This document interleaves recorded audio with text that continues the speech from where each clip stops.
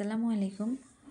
আপনারা সবাই কেমন আছেন? শাহিদা ভিলেজ ব্লগে সবাইকে জানাই আন্তরিক শুভেচ্ছা ও অনেক ভালোবাসা। আজকে আমি খাসির মাংস রান্না করব মটরশুঁটি আর আলু দিয়ে।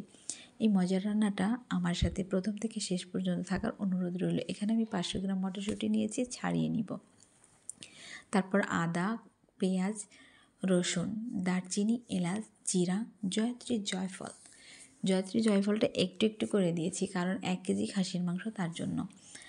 ভালো করে পাটায় বেটে নিব।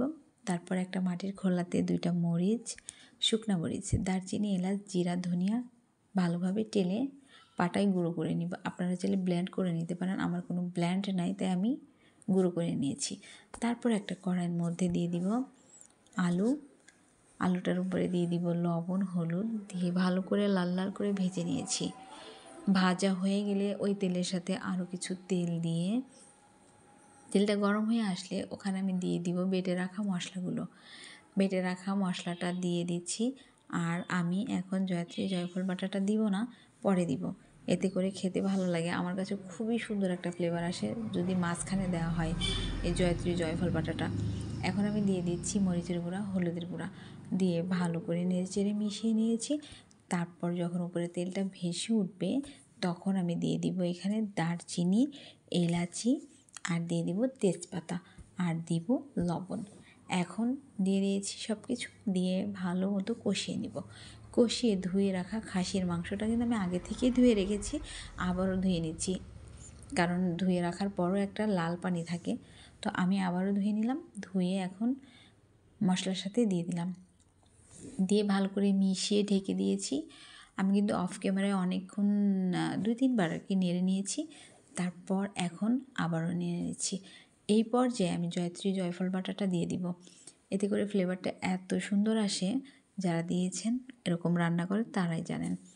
দিয়ে এখন ভালো মতো নেড়ে চেড়ে নিচ্ছি। এখন কষানোর জন্য আমি একটু পানি ব্যবহার করব, এতে করে মাংসটা সিদ্ধ হয়ে যাবে। তাই পানিটা দিয়ে কিছুক্ষণের জন্য ঢেকে রেখেছি ফুটানোর জন্য। যখনই ফুটে আসবে তখনই উঠিয়ে নিব। এই পর্যায়ে আমি ভালো করে নেড়ে চেড়ে নিচ্ছি। আর এখন আমি এই জায়গায় দিয়ে দিব মশলার তখন তেলে গুঁড়ো করে রেখেছি অর্ধেক মশলাটা, দিয়ে ভালোভাবে কষিয়ে নিচ্ছি। মশলা দিয়ে কষিয়ে নিলে এত সুন্দর ফ্লেভার আসে, কষানো মাংসই খেয়ে নেবেন চুলার পাড়ে বসেই। আর ভালো মতো কষানো নিয়ে মাংসটা খেতে অসম্ভব মজা লাগে। এখন আমি এখানে দিয়ে দিব মটরশুঁটি আর ভেজে রাখা আলুটা, দিয়ে আরও কিছুক্ষণ কষিয়ে নিব। যখন কষানো হয়ে যাবে ভালো করে, আর একটা কথা, আমার ভিডিওটা স্কিপ করে দেখবেন না, প্রথম থেকে শেষ পর্যন্ত দেখার অনুরোধ রইল। প্লিজ একদম টেনে টেনেও দেখবেন না, প্রথম থেকে শেষ পর্যন্ত দেখবেন, প্লিজ প্লিজ প্লিজ। তারপর এখানে আমি দিয়ে দিব ঝোলের পানিটা দিয়ে ভালোভাবে চারিদিকে মিশিয়ে ঢেকে দিব কিছুক্ষণের জন্য। যখনই পানিটা ফুটে আসবে আমি ঢাকনাটা উঠিয়ে নিব। ঢাকনাটা উঠিয়ে নেড়েচেড়ে আরও কিছুক্ষণ রান্না করে নিয়েছি। একদম পারফেক্টভাবে দেখেন মাংসটা সিদ্ধ হয়ে গেছে, মটরশুঁটি, আলু সব কিছু সিদ্ধ হয়ে গেছে।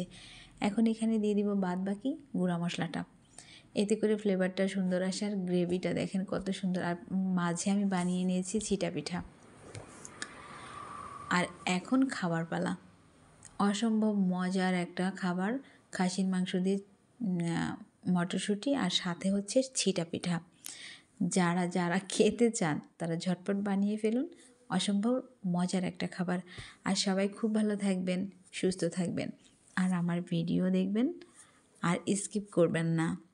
আর আরেকটা কথা, বন্ধু বানিয়ে কেউ আবার বন্ধুত্বটাকে কাটিয়ে নেবেন না, কেমন?